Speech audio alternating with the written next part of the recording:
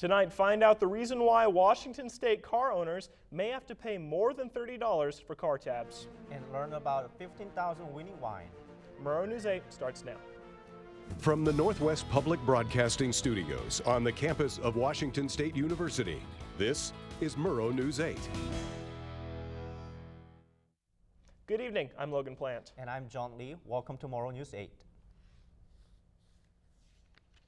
It appears that Pullman Regional Hospital's $29 million bond, Proposition 1, will likely fail. According to the Moscow Pullman Daily News, there are only 40 ballots left to be counted, and the proposition is currently receiving 59.4% approval from voters, which is short of the 60% required to pass.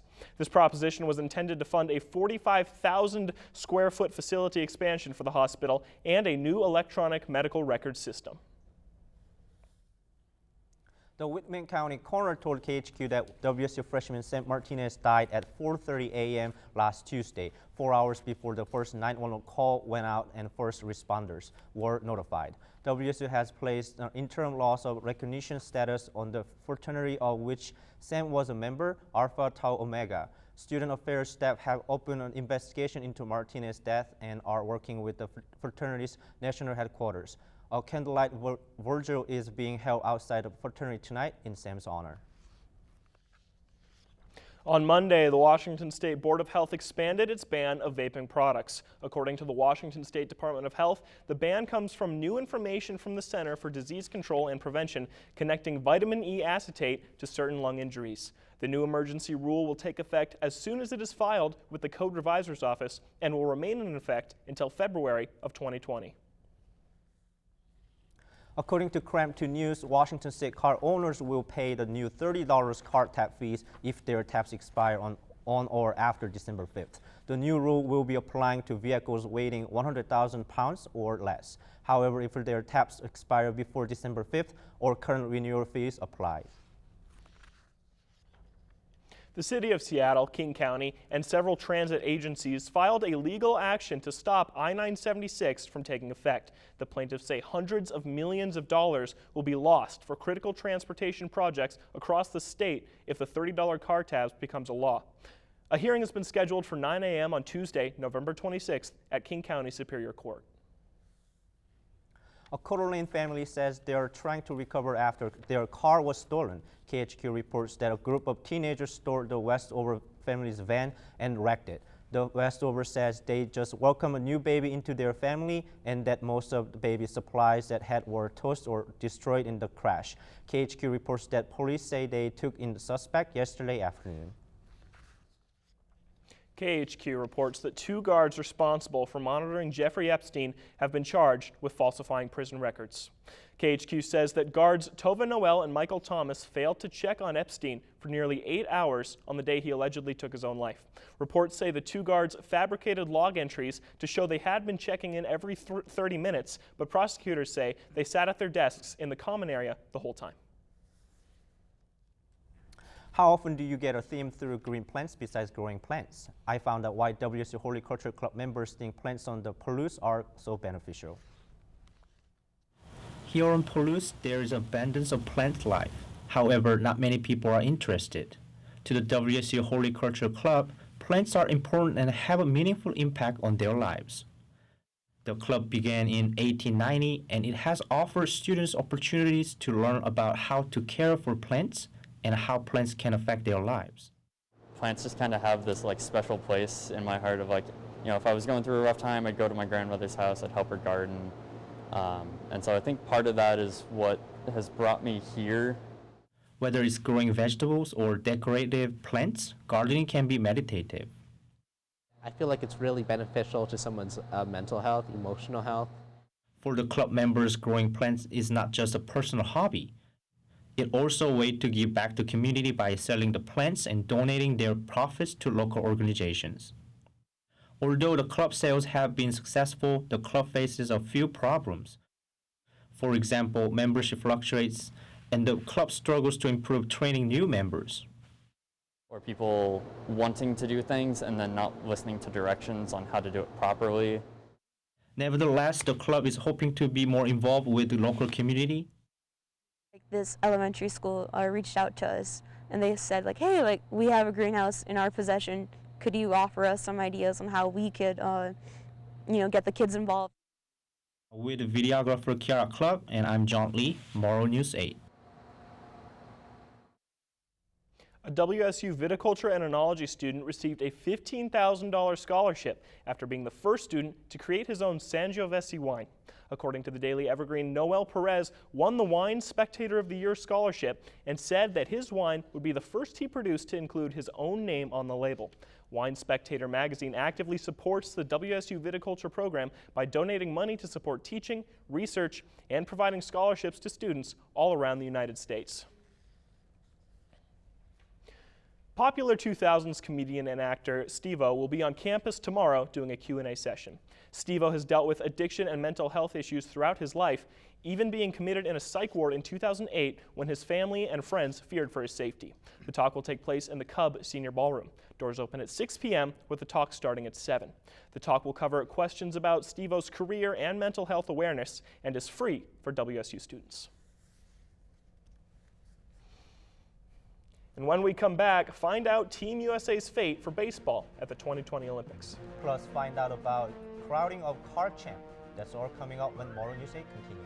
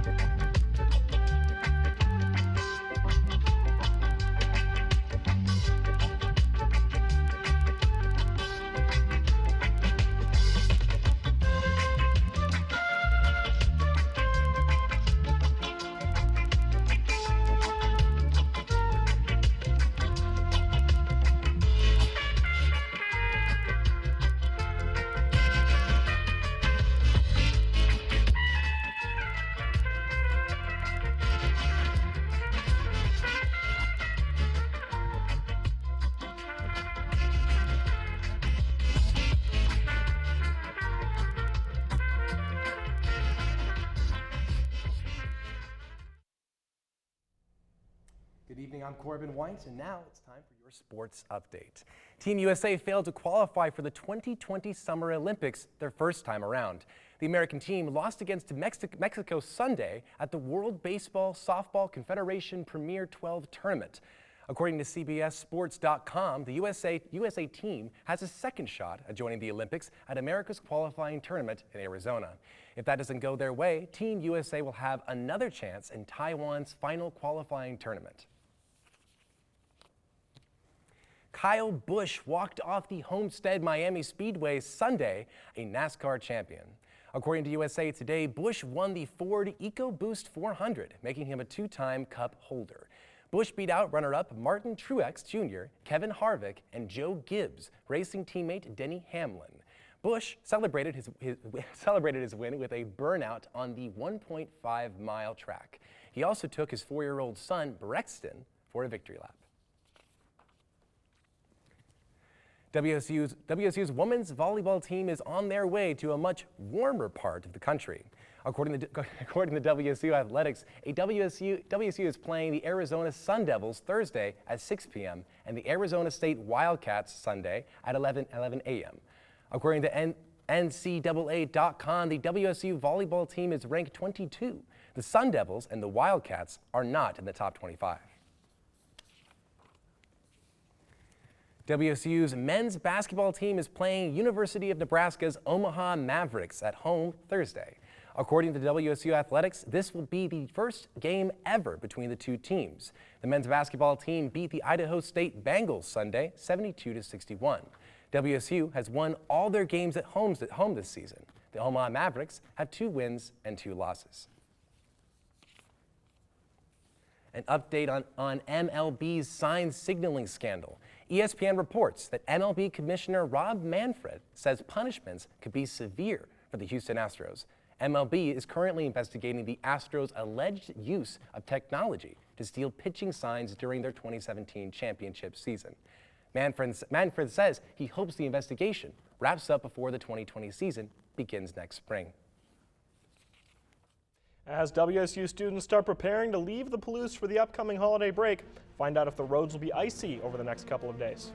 We'll have more information on weather conditions when Murrow News 8 returns.